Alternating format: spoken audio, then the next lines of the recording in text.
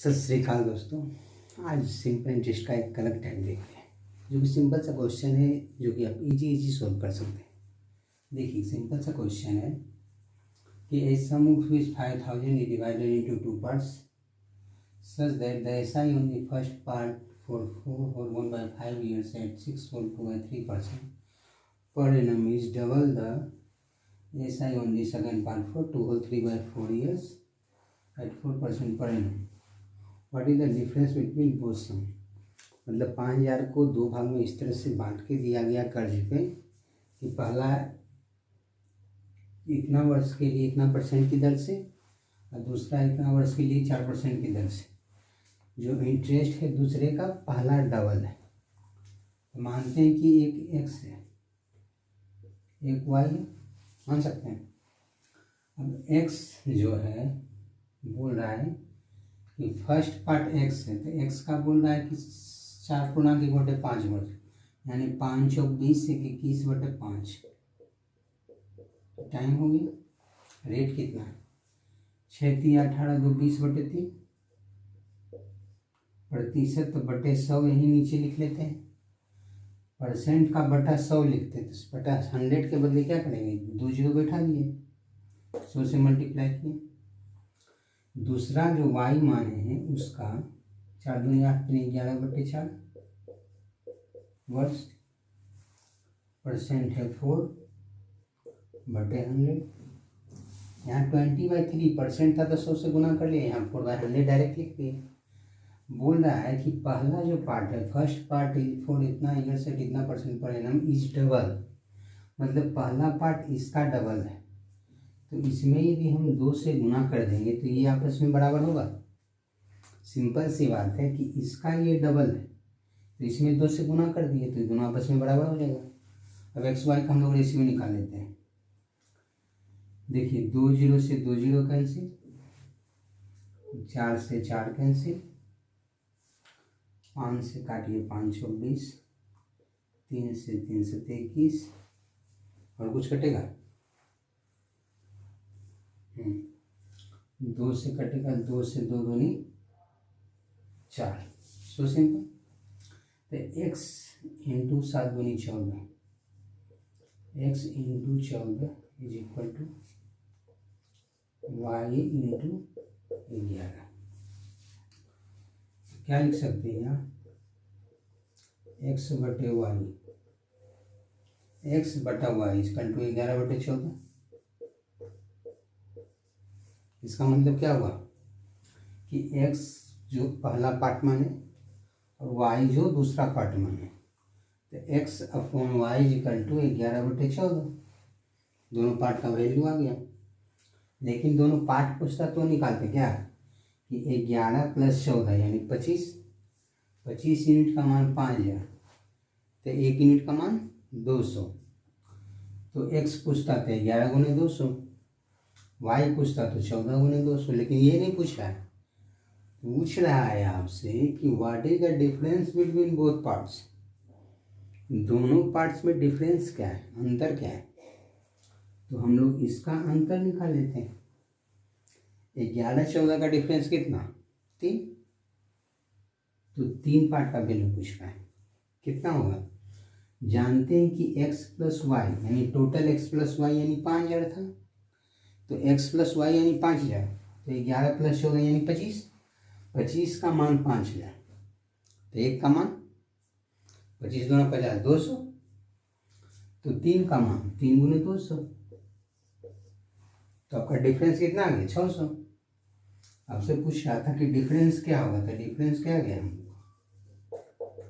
600। समझे कि नहीं समझे? बिल्कुल ही सिंपल क्वेश्चन था। देखिए क्या था क्वेश्चन कि 5000 को दो पार्ट में इस तरीके से बांटना है कि पहले पार्ट का जो 21/5 वर्ष के लिए था 20/3% की दर से जो इंटरेस्ट आएगा, वो दूसरे पार्ट का 11/4 वर्ष का 4% पर एनम इंटरेस्ट की दर से, इसका डबल ये होगा। तो इसका ये डबल है, तो इसमें 2 से गुना करिए तो आपस में दोनों बराबर हो गया। इसमें 2 से इंटू किए, दोनों आपस में बराबर। तो x/y कितना आ गया? 11/14। अब x + y यानी 11 + 14 यानी 15, 25। 25 का मान 5000, तो एक का मान 200।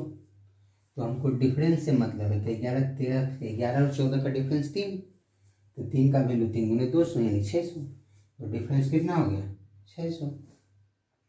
सो सिंपल, समझ गया कि नहीं समझे? So easy, this is your right answer. तो नेक्स्ट क्वेश्चन देखते हैं।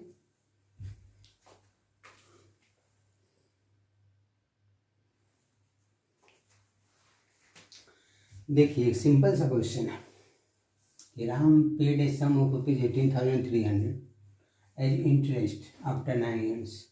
मतलब राम 9 वर्ष के बाद 18,300 रुपया इंटरेस्ट के रूप में पे किया, मतलब अदा किया, कर्ज लिया तो उसका इंटरेस्ट दिया कितना 18,300।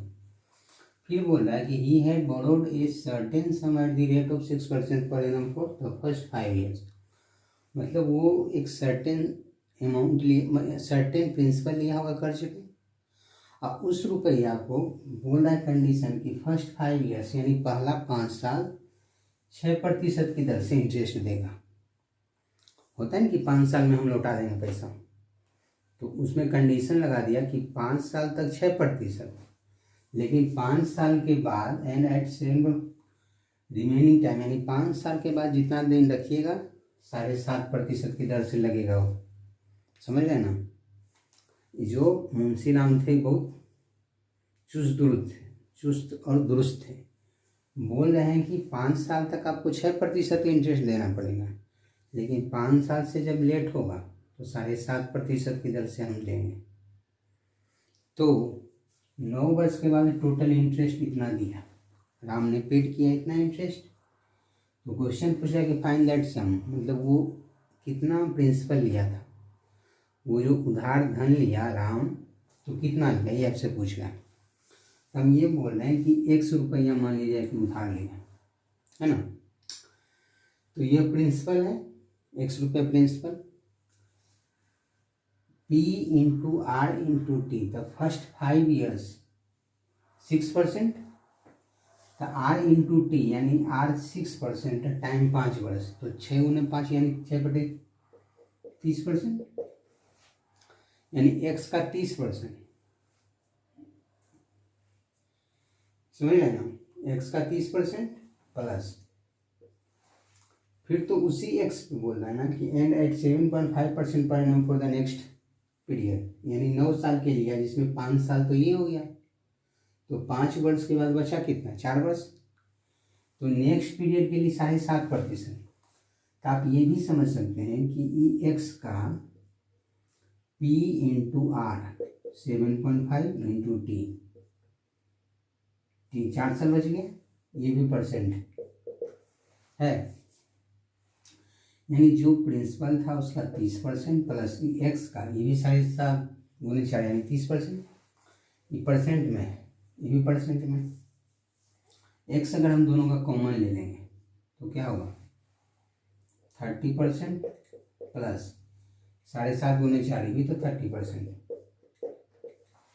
ये एक्स जो प्रिंसिपल लिया इसका 30% प्लस 30%, ये टोटल इंटरेस्ट हुआ, लेकिन रुपया में कितना पेड किया 18,300, तो ये बराबर है किसके 18,300। तो यहाँ से एक्स का मान नहीं आ जाएगा, यानी एक्स का 60% बराबर 18,300। एक्स इक्वल टू कितना 60% को क्या लिख सकते हैं x इंटू 60 को 60/100 यानी 3/5, 3/5 लिख लिए, बराबर है 18,300। 3 से काटते हैं, 3 छक 18, 3 एकम 3, 0 0।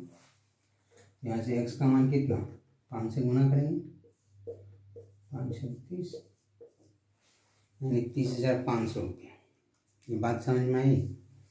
सिंपल सा क्वेश्चन था कि 18,300 रुपया 9 वर्ष के बाद राम ने पेड किया इंटरेस्ट के रूप में, यानी राम जो है इंटरेस्ट दिया कितना 18,300। किस चीज़ का इंटरेस्ट दिया क्वेश्चन में है कि फर्स्ट जो कर्ज लिया राम उसमें कंडीशन था नहीं कि 6% की दर से दिए तो जाइए 9 साल के बाद 6% की दर से जोड़ के टोटल दीजिएगा, वो बात नहीं।